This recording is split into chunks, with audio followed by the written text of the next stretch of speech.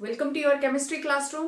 प्यारे बच्चों, आज हम बात करने वाले हैं पी ब्लॉक एलिमेंट्स के बारे में। और पी ब्लॉक का पहला ग्रुप है दैट इज ग्रुप 13।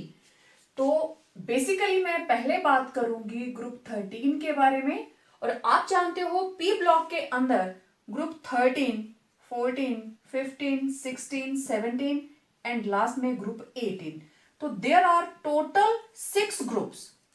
क्योंकि कॉन्फ़िगरेशन पी के अंदर टोटल 6 इलेक्ट्रॉन्स आते हैं, तो जो फर्स्ट वाला है इसकी आउटर मोस्ट कॉन्फ़िगरेशन होगी P1। सेकंड जो हमारे पास सेकंड P2 वाला होगा P2। Group 15 it will be having P3। 14 15 के बाद 16 it will be having P4। 17 it will be having P5 and last group noble gas it is having P6। तो हमारे syllabus में +1 के अंदर रहते हैं 2 groups that is group 13 and group 14। ठीक है, तो पहले ग्रुप 13 की बात करते हैं। ग्रुप 13 के अंदर there are 5 members. Atomic number 5, इसमें 8 ऐड करेंगे तो aluminium, then 18 gallium, indium, thallium. Okay, सबसे पहले इनकी अकरेंस नेचर में कितना एग्जिस्ट करते हैं। Boron it is rarer element, free state में नहीं मिलेगा। अर्थ की क्रस्ट के अंदर इसकी कंपोजिशन है 0.001% by mass in earth crust. It occurs in combined state. और ये रहे इसके इंपॉर्टेंट ओर्स। एक एक नंबर के क्वेश्चंस हैं जो कुछ भी आपके बोर्ड के ऊपर लिखा हुआ है। तो बोरेक्स, कर्नाइट, कोलेमानाइट, ऑर्थोबोरिक एसिड, तो ये 4 इंपॉर्टेंट ओर्स हैं जिसमें से आप बोरोन को एक्सट्रैक्ट कर सकते हो। Now coming to aluminium. Aluminium is the first metal which is found in abundance. सबसे ज्यादा क्वांटिटी में मिलने वाली मेटल अर्थ की क्रस्ट के अंदर कौन सी है? Yes, aluminium. It is the most abundant metal, इस बात को समझने की कोशिश करना। And it is third most abundant element. अगर हम अर्थ की क्रस्ट को 100% लेते हैं तो नंबर 1 पे आती है oxygen. It is present 46% by mass in earth crust. जो आपको अर्थ का सॉलिड पार्ट नजर आता है सिलिका, उसमें क्या है? SiO2, oxygen double, silicon half. ठीक है, तो यही 2 एलिमेंट है जो अर्थ की क्रस्ट में सबसे ज्यादा हैं। मेटल्स कहां पाई जाती हैं? अर्थ के अंदर, अर्थ की क्रस्ट के अंदर। तो ये क्रस्ट किससे बनी हुई है? सिलिका से, SiO2। तो नंबर 1 पे element that is oxygen. It is the first most abundant element, most abundant element. ठीक है, and silicon is the second most abundant element. तो नंबर 3 पे कौन सा एलिमेंट आया? Aluminium, right. ऑक्सीजन 1 पे, सिलिकॉन नंबर 2 पे, एल्यूमिनियम नंबर 3 पे। अब एक चीज देखो, ये दोनों ही क्या है? Non metals. और एल्यूमिनियम क्या है? मेटल। तो यहां से देखो एक एक नंबर के कितने क्वेश्चंस आते हैं। Most abundant element oxygen, most abundant non metal oxygen, most abundant metal aluminium. समझ आ रही है बात? तो नॉन मेटल सबसे ज्यादा कौन सी है? Oxygen. Then by mass aluminium earth की क्रस्ट में कितना है? 8.3%। और एल्यूमिनियम के important ores bauxite, kaolinite and cryolite, right. तो ये आपके एक एक मार्क के क्वेश्चंस हैं। देन गैलियम, इंडियम, थैलियम, ये तीनों ही they are found in traces. अब आप हिसाब लगाइए, बोरोन 0.0001%, तो ये तो उससे भी कम क्वांटिटी में पाए जाते हैं। ठीक है, तो ये थी इनकी अकरेंस। अब ये है ग्रुप 13 के मेंबर्स। ठीक है, group 13 atomic number 5, first member boron. Okay, configuration 1s2 2s2 2p1। Aluminium 1s2 2s2 2p6 3s2 3p1। Gallium it will be 4s1 4s2 4p1। Indium it will be 5s2 5p1, thallium will be 6s2 6p1। और अगर आप generally देखें तो there general configuration is NS2 NP1। ठीक है। अच्छा, अब देखो यहां पे था ग्रुप 1, उसके आगे था ग्रुप 2। ठीक है, S1 कॉन्फ़िगरेशन, S2 कॉन्फ़िगरेशन। अगर मैं सेकेंड पीरियड की बात करूं तो यहां पे था लिथियम, लिथियम के नेक्स्ट आया beryllium, atomic number 3, atomic number 4। फिर बीच में आपको पता है 1 2 3 4 5 6 7 8 9 10, 10 का गैप है और इधर स्टार्ट हो जाता है, इसके सामने बेरिलियम के सामने आएगा यहां पे बोरोन, राइट। बोरोन के आगे कार्बन, कार्बन के आगे nitrogen, oxygen, fluorine and neon. Periodic table याद है ना। तो ये बीच में डी ब्लॉक है, डी ब्लॉक को जंप किया, उसके बाद हम वहां बोरोन तक पहुंचे हैं, जबकि बोरोन के सामने नहीं आता है। बोरोन के बाद एल्यूमिनियम और एल्यूमिनियम के बाद डी ब्लॉक है जो स्टार्ट होता है। मैं जस्ट ये बता रही हूं 3 4 एटॉमिक नंबर 5। तो यहां पे 1s2 2s1, next 2s2, next 2s2 complete, electron आया 2p1 में। तो electron is entering in the same shell.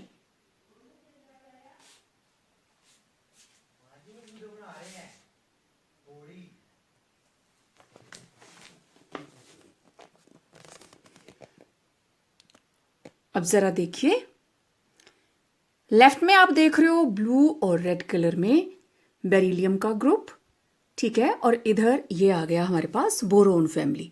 Boron के नीचे है एल्यूमिनियम, बोरोन के नीचे एल्यूमिनियम, एल्यूमिनियम के नीचे गैलियम। गैलियम का एटॉमिक नंबर है 31। और अब जरा आप देखिए, कैल्शियम 20, उसके बाद 21 22 23 4 5 6 7 8 9 10। गैलियम से पहले there are present 10 D electrons, D block के 10 एलिमेंट्स प्रेजेंट हैं। और ये चीज आगे हम यूज करने वाले हैं, इसलिए मैं आपको दिखा रही हूं। गैलियम के बाद है इंडियम। तो देखो, इंडियम से पहले भी 10 डी ब्लॉक एलिमेंट्स हैं और थैलियम से पहले भी। लेकिन थैलियम वाली लाइन के अंदर 57 से 71 कौन है? Lanthanoids, right. तो ये चीजें इधर हमारे काम आएंगी। अब देखिए, ये इनकी जनरल कॉन्फ़िगरेशन हो गई। तो आपने ये देखा, गैलियम से पहले यह है 31, तो यहां पे 20 था कैल्शियम, उसके बाद 21 से लेकर 30 scandium, titanium, vanadium, chromium, manganese, iron, cobalt, निकल and zinc. Atomic number 21 22 23 24 25 6 7 8, atomic number 29 copper and zinc is 30। और उसके बाद आता है गैलियम, एटॉमिक नंबर 31। मींस जब हम एल्यूमिनियम से गैलियम तक जंप किए, there are present 10 D electrons. और ये किसमें प्रेजेंट हैं? 3d10। जब हम इंडियम पे आते हैं तो यहां पे एक तो 3d10 प्रेजेंट है और साथ में 4d10। आप इसकी कॉन्फ़िगरेशन लिख के देख लीजिए। जब हम थैलियम पे आए तो देयर आर प्रेजेंट 3d10, 4d10, 5d10 and also 4f14। यही देखा आपने, ठीक है। तो इस तरीके से अगर आप ध्यान से देखें तो कॉन्फ़िगरेशन ये रहा 3d10, उसके बाद 4s2। अगर आप पूरी भी लिखें 1s2 2s2 2p6 3s2 3p6, then 3d10 4s2 4p1। Count कर लीजिए, 6 + 4 10, 10 + 10 20, 28 + 3 31। तो इसकी और इसकी कंपैरिजन कीजिए, इन दोनों की कॉन्फ़िगरेशन एक जैसी है। They are following purely NS2 NP1। यहां पे D के अंदर कोई भी इलेक्ट्रॉन नहीं है, लेकिन बाकी सभी के अंदर there are present electrons in D orbitals. Means ये तीनों ही मेंबर D ब्लॉक के बाद में है। एंड इनकी presence after d block it has a very important effect on their physical and chemical properties. Okay, अभी बारी बारी मैं उनकी डिस्कशन करूंगी आपसे. तो it was their general configuration. Last के 3 मेंबर्स की अलग टाइप की है एंड फर्स्ट 2 मेंबर्स इनकी अलग टाइप की है. ओके, अब देखो first property atomic and ionic radii. Okay, मैं ऐसा करती हूं, अब ये आप लोगों ने नोट कर लिया होगा, मैं इसको हटा देती हूं, जब जरूरत होगी मैं दोबारा से लिख दूंगी. एटॉमिक एंड आयनिक रेडियाई, अगर आप देखें तो हर स्टेप के ऊपर there is increase in principal quantum number. मतलब ये गया सेकंड शेल में, ये गया थर्ड में, ये गया फोर्थ में, ये फिफ्थ में, तो ये सिक्स्थ में. तो एज यूजुअल हम ये एक्सपेक्ट करते हैं कि नीचे को जाते हुए इनके साइज इस तरीके से बढ़ते जाने चाहिए, है ना, यही एक्सपेक्टेशन है. लेकिन इनका ट्रेंड बिल्कुल ही अलग है. ठीक है, अभी हम देखते हैं ट्रेंड इनका क्यों अलग है. पहली चीज, atomic and ionic radii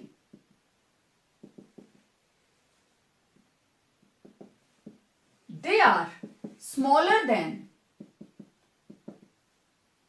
group 1 and group 2. ये ग्रुप 1 और ग्रुप 2 दोनों से ही स्मॉलर हैं. अच्छा, स्मॉलर क्यों है?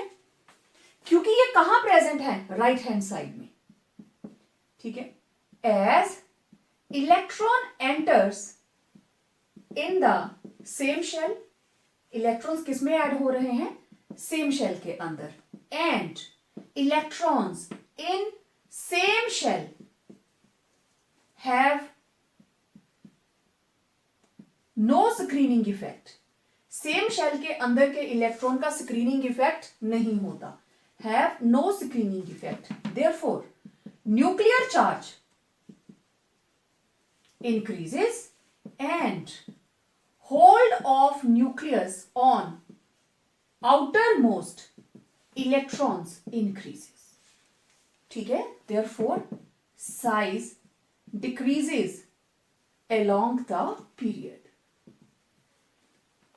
That is why इनके जो एटॉमिक एंड आयनिक रेडियाई हैं, atomic and ionic radii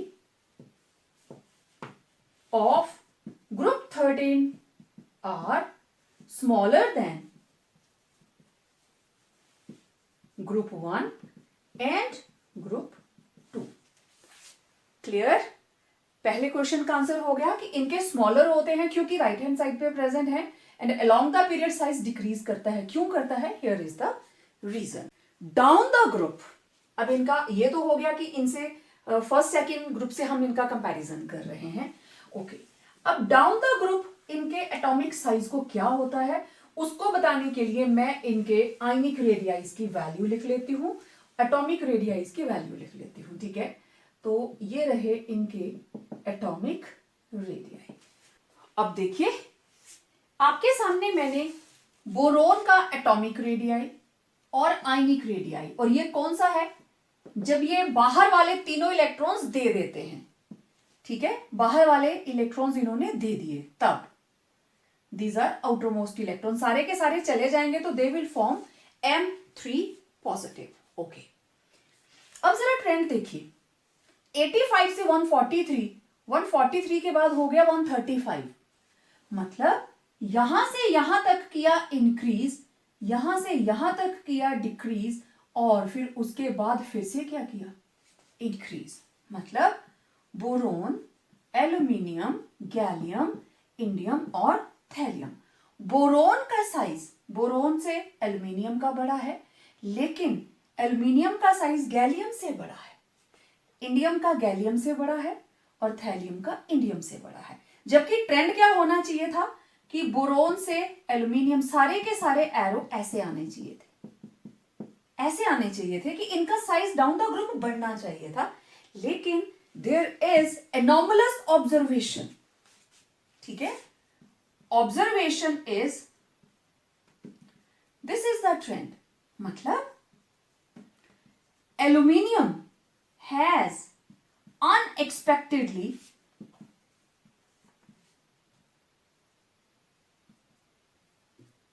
unexpectedly larger size than gallium. Aluminium का साइज गैलियम से बड़ा क्यों है? अब आया जो मैंने यहां पे आपको दिखाया था पहले कि ये इसके अंदर प्रेजेंट है 3d इलेक्ट्रॉन्स, ठीक है। In gallium there are present 10d electrons, इसके अंदर 10d इलेक्ट्रॉन्स प्रेजेंट है और वो किसमें प्रेजेंट है? As 3d10। अब आपको पता है जो d ऑर्बिटल्स हैं p ऑर्बिटल के बाहर हैं, उनके साइजेस बहुत बड़े हैं और आपने उनके जब स्ट्रक्चर्स बनाते हो उनकी लोब्स अलोंग द एक्सिस नहीं होती, तो d orbitals do not screen properly, उनका शील्डिंग इफेक्ट बहुत पुअर होता है, ठीक है। तो there are present 10d electrons as shielding as d orbitals are large in size and have low electron density. They have poor shielding effect. They have poor shielding effect. अब जिसका shielding effect poor है वो बाहर वाली electrons को shield नहीं कर रहा है, thus hold of nucleus increases on outermost shell of electrons. Therefore, अब मैं यहां लिख देती हूं, therefore size of gallium becomes smaller than aluminium. Clear? इस वजह से, क्योंकि इसके अंदर d ऑर्बिटल्स के अंदर पड़े हुए 10 इलेक्ट्रॉन्स प्रेजेंट हैं और d ऑर्बिटल्स की शेप ऐसी होती है कि इनका जो शील्डिंग इफेक्ट है that is very very poor. तो जब शील्डिंग नहीं होगी तो न्यूक्लियस का होल्ड बाहर वाले इलेक्ट्रॉन्स के ऊपर ज्यादा होगा, ठीक है। इस वजह से गैलियम का साइज एल्यूमिनियम से स्मॉलर हो गया। ओके, अच्छा, अब ये तो होगी जर्नल बात। अब जरा आयनिक रेडियस का देखिए। Ionic radius 27, 53, 62, 80 and 88। तो ionic radii increases down the group, ठीक है। अब ये आयनिक रेडियाई कौन सा है? M3 पॉजिटिव वाला, ठीक है।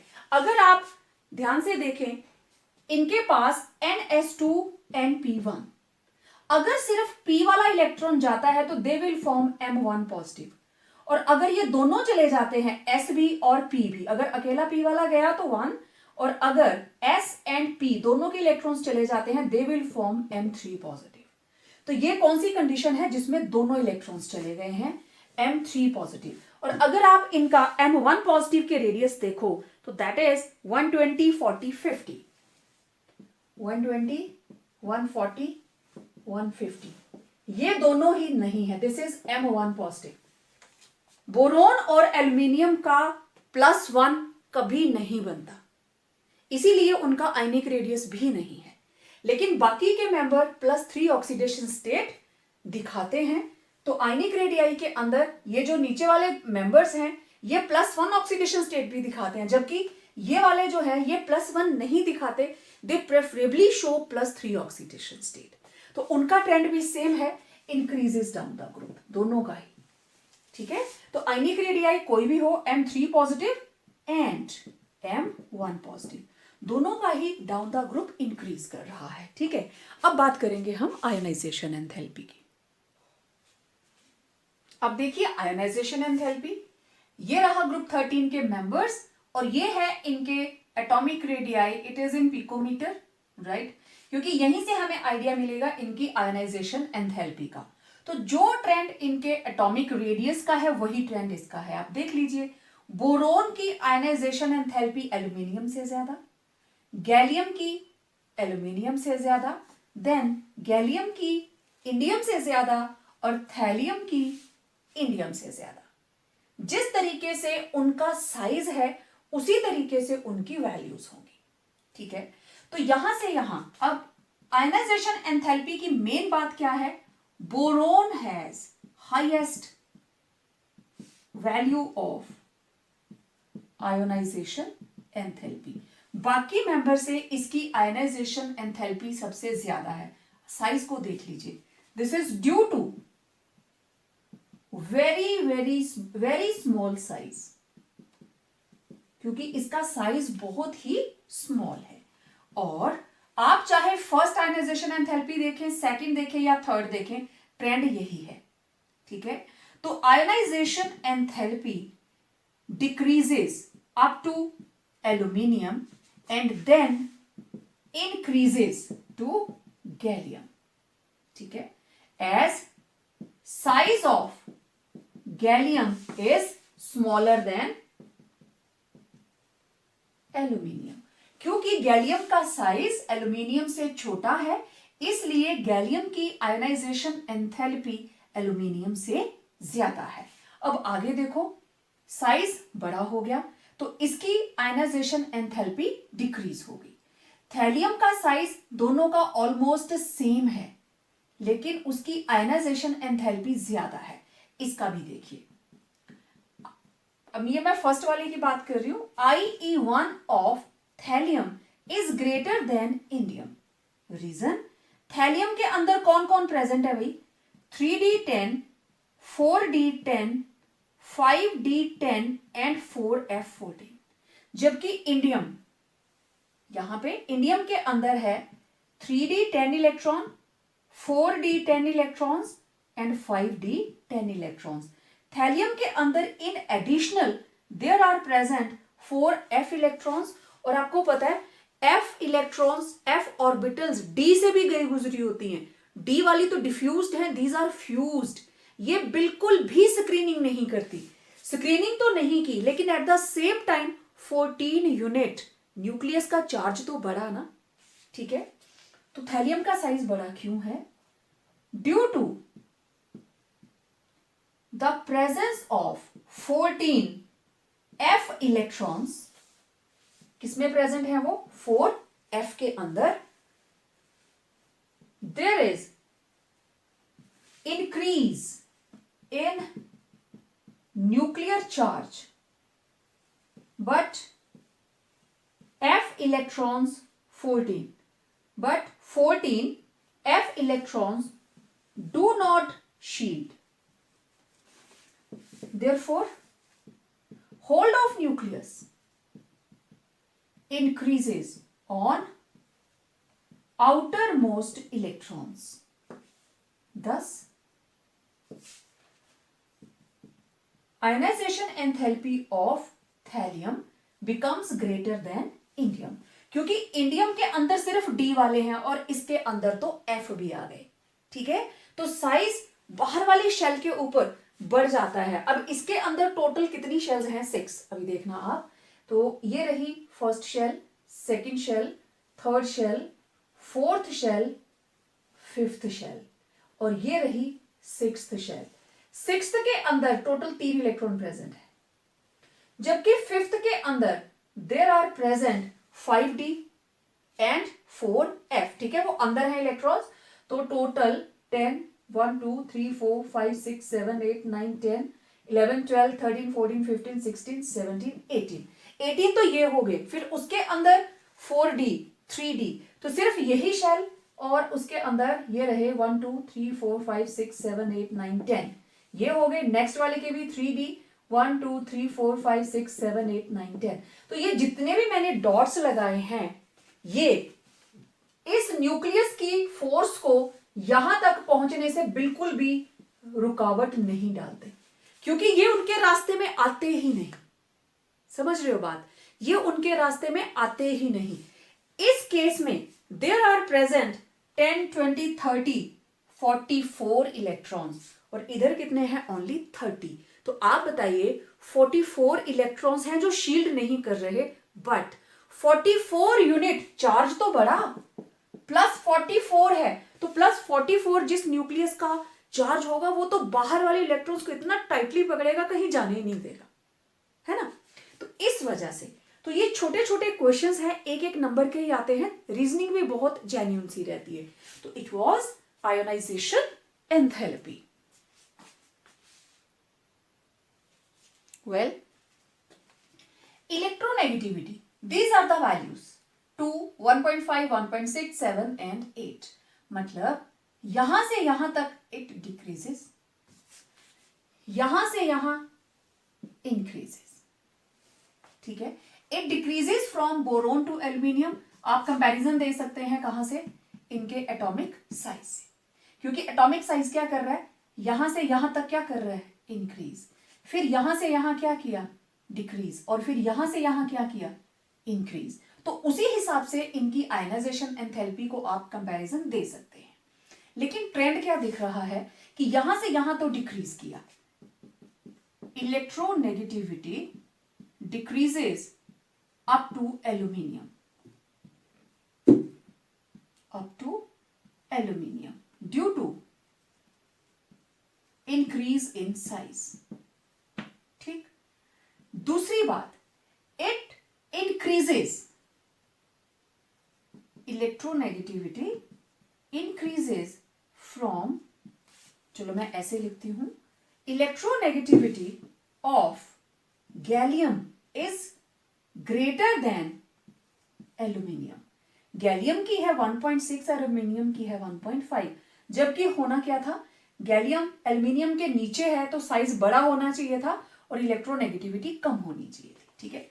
ये किस वजह से हुआ, due to the presence of 10 d electrons present in 3d orbital which are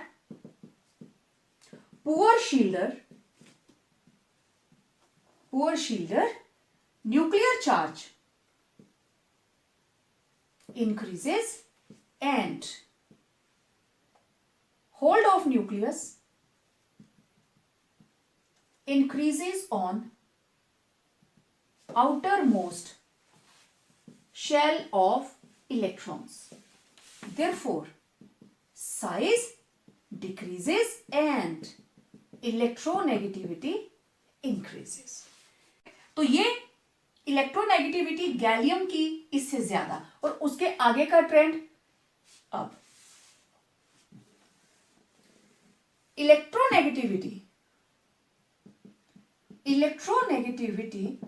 increases down the group after gallium। रीजन, इंडियम और थैलियम। इंडियम के अंदर प्रेजेंट हैं, मैंने पहले आपको बताया, इंडियम के अंदर प्रेजेंट है, इसमें 3d, इसमें आया 4d 5d, राइट, उसमें 3d 4d 5d और उसके साथ में 4f electrons. It increases down the group after gallium due to the presence of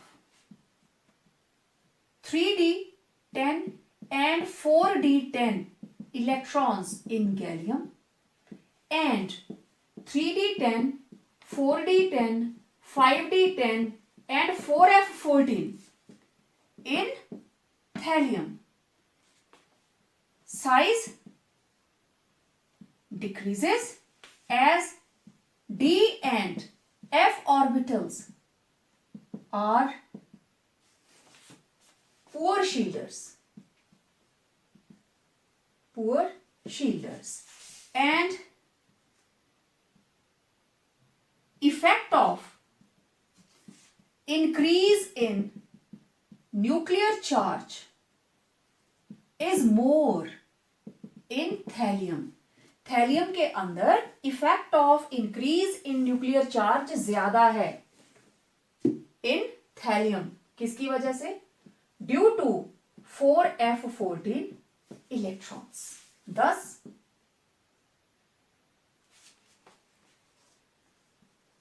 hold of nucleus is more in thallium as compared to indium. Therefore electronegativity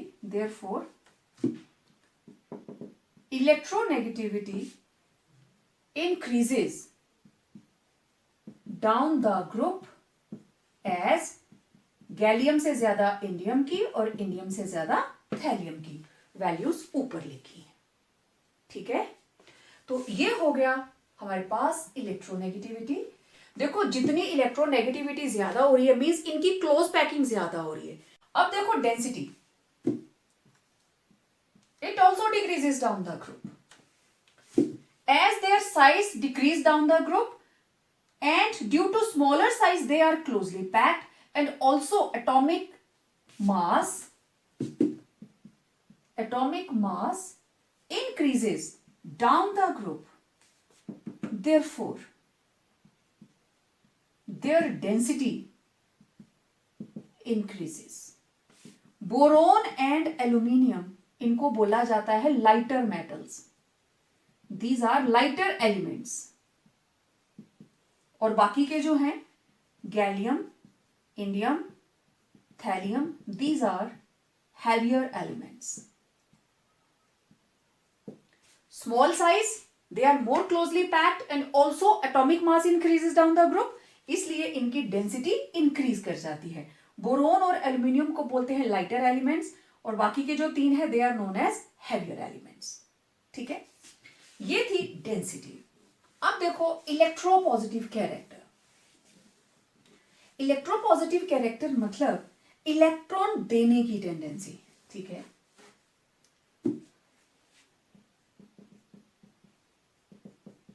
electropositive character and metallic character, one and the same thing, metallic character. अब अगर आप इनको group 1 और group 2 के comparison में देखें तो इनका मेटेलिक कैरेक्टर कम है। They are less electropositive as compare to group 1 and group 2। Less electropositive and metallic than respective members of group 2। इनकी इलेक्ट्रोपॉजिटिव नेचर भी कम है और मेटेलिक भी। इसका मतलब their tendency to lose electrons is less than group 2 elements। ठीक है, group 2 elements। और देखो इनमें से boron, boron is non metal, boron is a non metal while aluminium, gallium, indium and thallium, these are typical metals। These are typical metals and metallic character increases down the group। क्योंकि आपको पता है metallic character it is directly proportional to size of kernel, और आपने देखा है kernel का size down the group small होता जा रहा है। ठीक है, it is inversely proportional to size of kernel और कैनल का size down the group small होता जा रहा है। नंबर ऑफ इलेक्ट्रॉन्स ग्रुप 2 के कंपैरिजन में ज्यादा है, directly proportional to number of valence electrons. और इसके अंदर है 3 valence electron as compare to group 2 जिसमें कितने थे 2। ठीक है, ओके, ये था इलेक्ट्रोपॉजिटिव कैरेक्टर। और boron it's a non metal और it is quite hard. Boron जो है it is quite hard and black in nature, black in colour. Okay, अब देखिए मेल्टिंग और boiling point. Melting and boiling point, no regular trend. आप नहीं बोल सकते कि डाउन द ग्रुप बढ़ेंगे या घटेंगे, आप इनको एक लाइन में कंपाइल नहीं कर सकते। अब जरा दोनों ट्रेंड देखिए, मेल्टिंग और बॉइलिंग। मेल्टिंग पॉइंट बोरोन का सबसे ज्यादा, वेरी वेरी हाई, मैंने बताया था क्वाइट हार्ड होता है ये। ओके, उसके बाद एल्यूमिनियम 933, गैलियम बहुत कम, इंडियम का गैलियम से ज्यादा, थैलियम का इंडियम से ज्यादा। तो ट्रेंड क्या हुआ, melting point decreases from boron to aluminium, then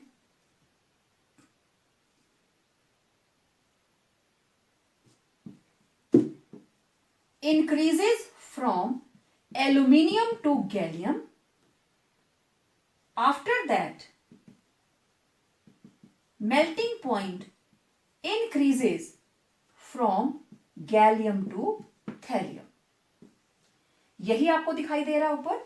boron का एल्यूमिनियम से ज्यादा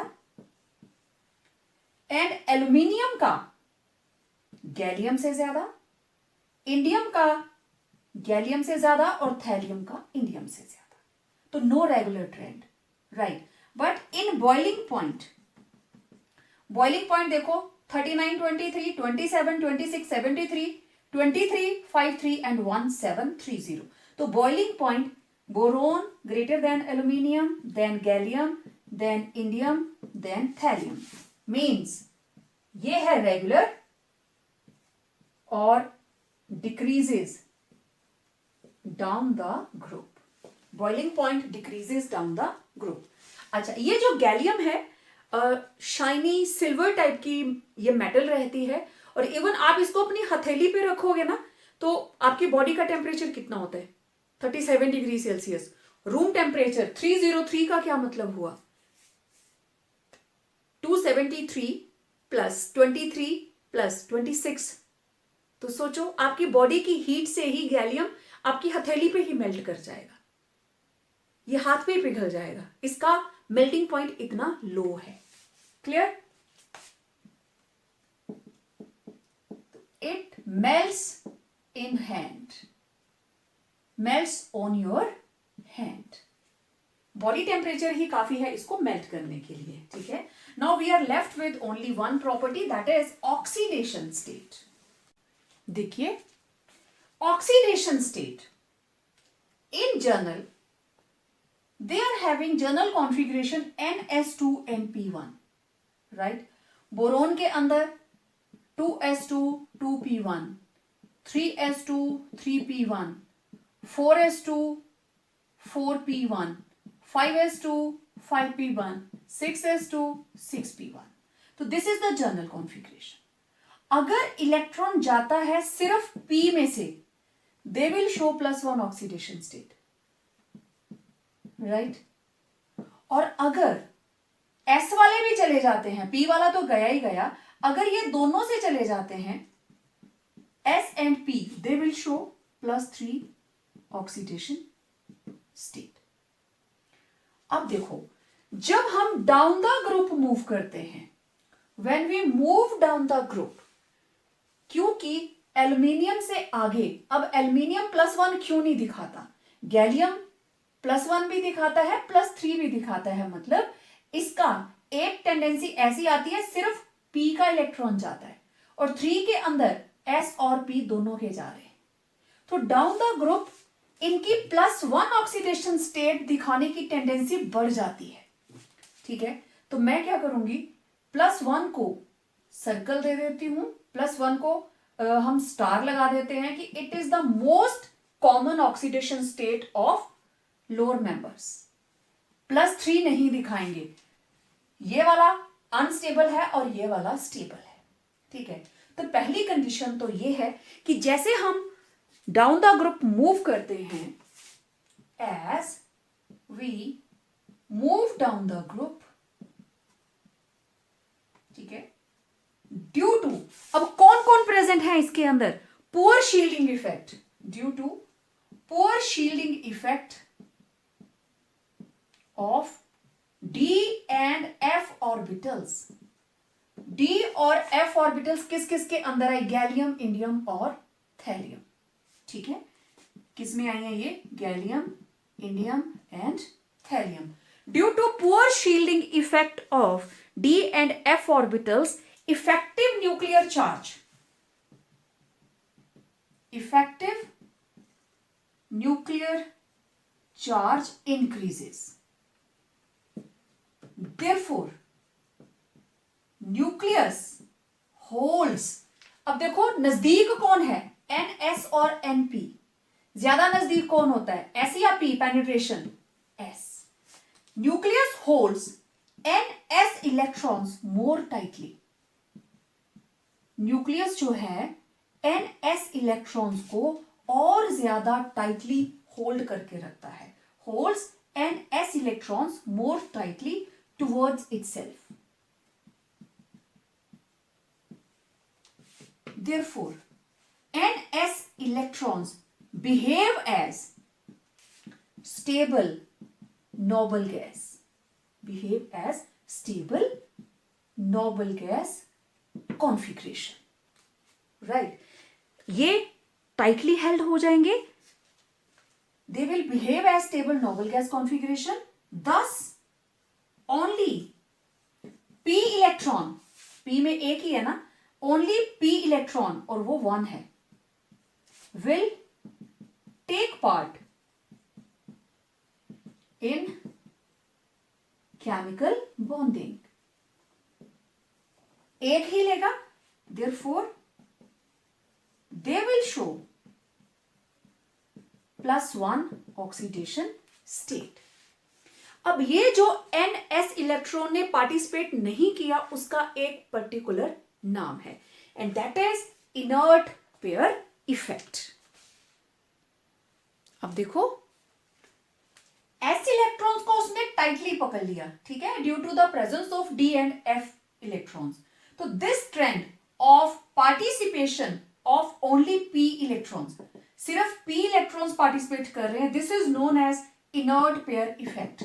एग्जाम के अंदर what is inert pair effect question आता है, What is inert pair effect? तो ये है क्या? It is the reluctance. Reluctance क्या होता है? Sometimes you people become reluctant to some work provided by your parents. कि नहीं, मुझे मोबाइल पे गेम खेलनी है, मुझे ये काम नहीं करना, आप मना कर देते हो. This is called reluctance. तो S इलेक्ट्रॉन्स भी रिलक्टेंस हो गए, हमें पार्टिसिपेट नहीं करना है, क्योंकि D और F इलेक्ट्रॉन्स की वजह से न्यूक्लियस का होल्ड आउटर मोस्ट शेल के ऊपर बढ़ गया। अब उसमें दो तरह की शेल्स हैं, एक है एस और एक है पी। एस जो सब शेल है, it is more near to the nucleus as compare to p, penetration effect. तो एस वाले जो इलेक्ट्रॉन्स हैं वो न्यूक्लियस के ज्यादा नजदीक, और वैसे भी वो स्फेरिकल होता है तो उसके ऊपर होल्ड ज्यादा रहता है। पी ऑर्बिटल्स की शेप आपको याद है, डम्बल, ठीक है, ऐसे करके, तो उसका इस तरीके से, तो यहां पे इलेक्ट्रॉन डेंसिटी कम रहती है, तो इसका मतलब एस इलेक्ट्रॉन्स को वो टाइटली पकड़ के रखता है, उनको पार्टिसिपेट नहीं करने देता है। तो उस वजह से इट इज द रिलक्टेंस और inertness of valence s electrons, किसके, of heavier elements of p block to take part in bond formation due to ineffective shielding of these electrons from the attraction of nucleus by the intervening D and F electrons. This is called inert pair effect. और ये जो inert pair effect है down the group बढ़ता जाता है, ठीक है, तो मैं यहां लिख देती हूं। इसके बाद inert pair effect increases down the group due to increase in number of D and F electrons.